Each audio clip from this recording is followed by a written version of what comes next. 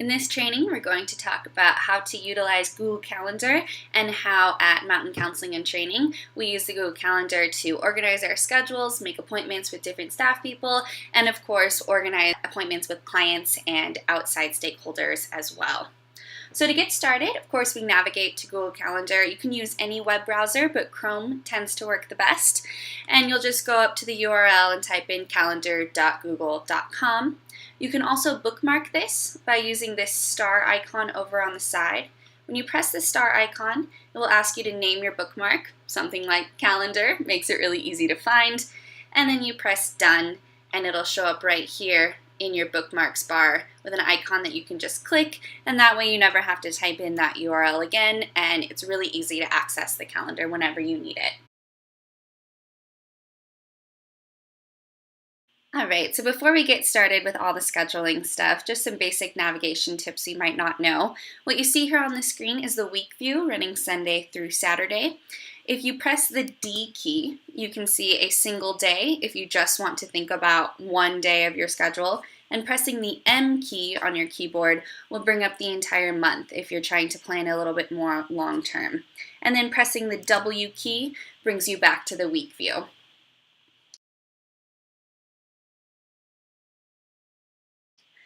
So the first thing that we add to our calendar is what's called all-day events. You can see these are the small events up here that run all day for that particular day. And this shows when you'll be working for that day. You can see my schedule stays pretty constant. It's usually 7:45 to 4:30.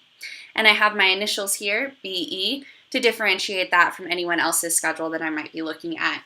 We might also have a couple other reminders up there. You can see payroll approval is due on this Friday, as it's the end of the bi-weekly pay period on that Friday, just so nobody forgets to click approve on their time card and get their payroll submitted.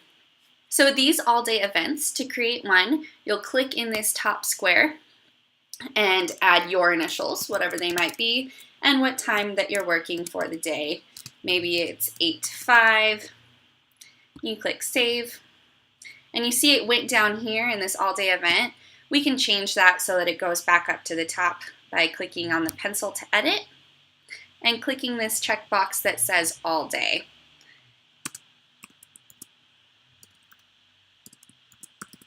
That way it'll stay up at the top and everyone can stay organized. You can also repeat those if your schedule for Monday will always be the same. You can click on that pencil again to edit the events and pull down this menu. You can say weekly on Thursday, you could say every weekday if your schedule is the same, or custom if maybe Monday, Wednesday, and Friday you'll have the same schedule and Tuesday and Thursday need to be different. So that way you can add multiple scheduling events at once and you don't have to repeat that you're working 8 to 5 every Monday if that is the case.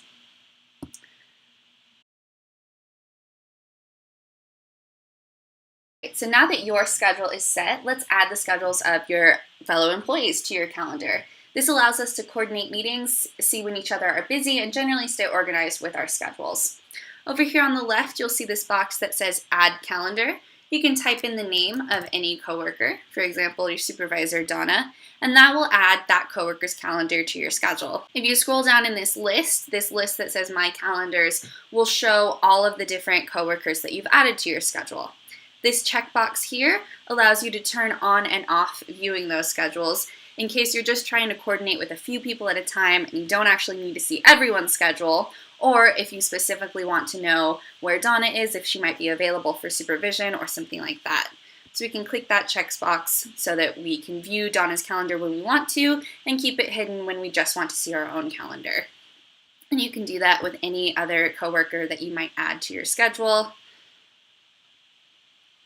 And again, everyone has these all-day events up here. So DC is Donna, MW, Myra, and that way you can see when that person is working. The expectation is that you will be here in the office for that time, unless of course you have an event that notes that you'll be in some other location. For example, this event down here, which is down in Rialto because it's with the county, as well as a safety issue. If, for example, we unfortunately had a fire in the building, we definitely want a way to know who was in the building at that time so we could make sure that everyone got out safely.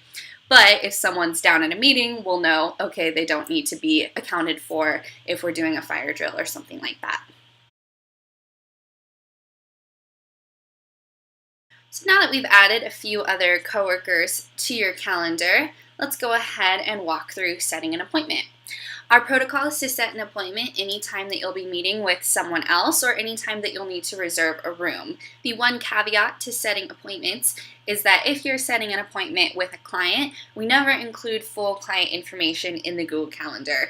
Although our Google Calendar is private to just our Mountain Counseling staff, we do want to make sure that we are being as secure and as private as possible with client information. So our protocol is simply to add the initials of the client. For example, this client is CR, this client is GG, LR, all the way down.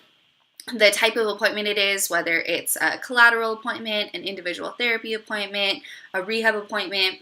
And then for the location, if it's at the client's school, it's fine to put the school location.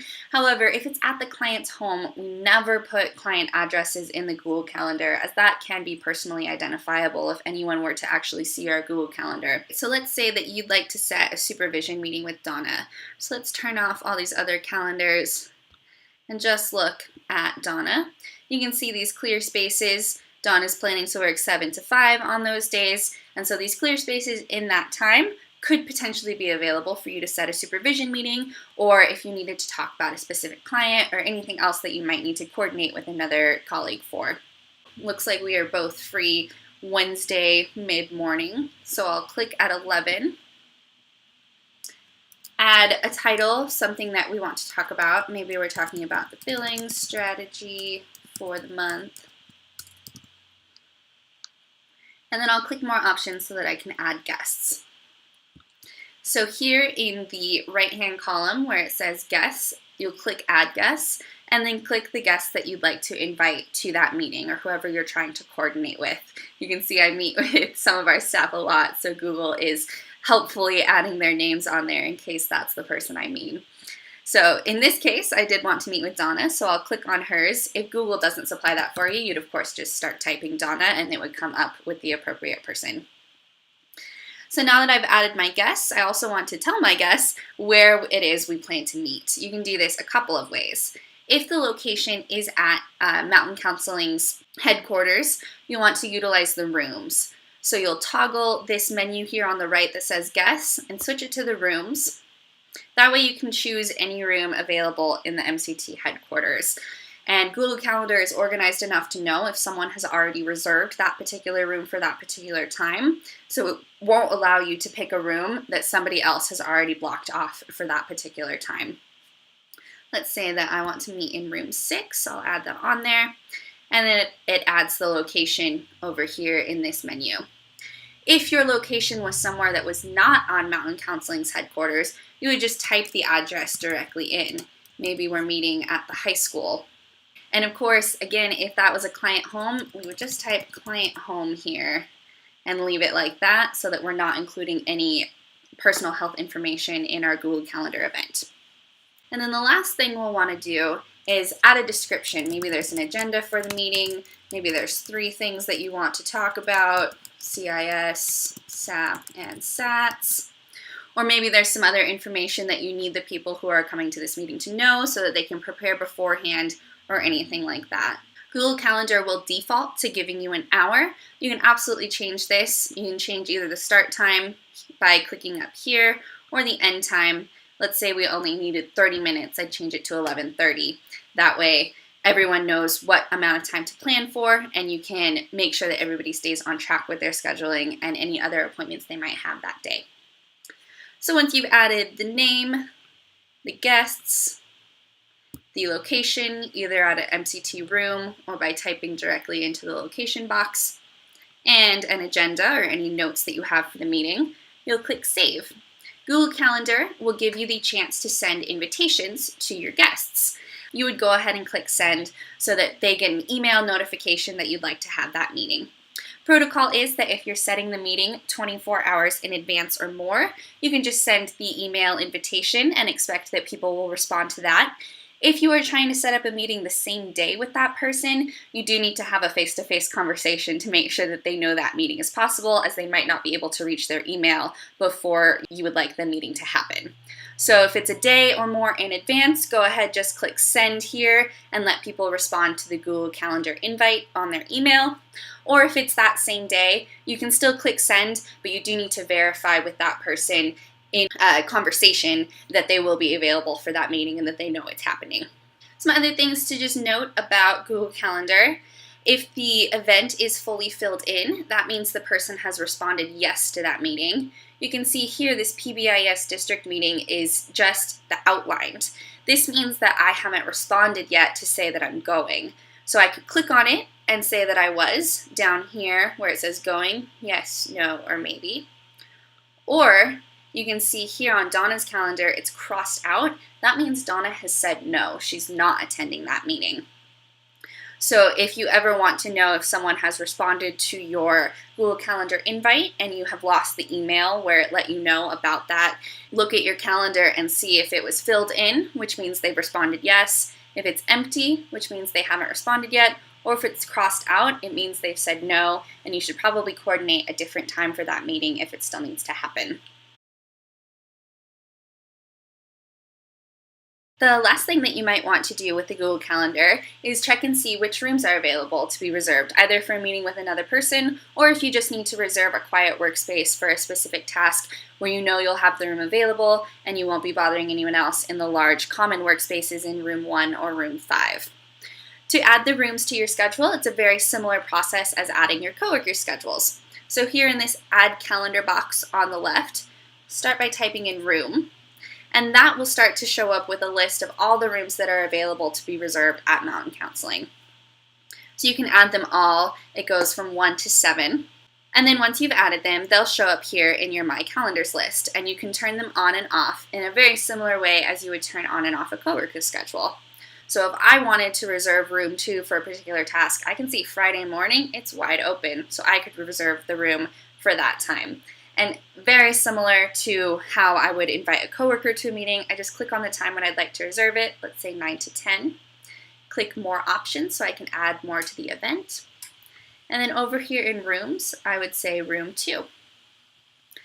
And then just giving it a title so that people generally know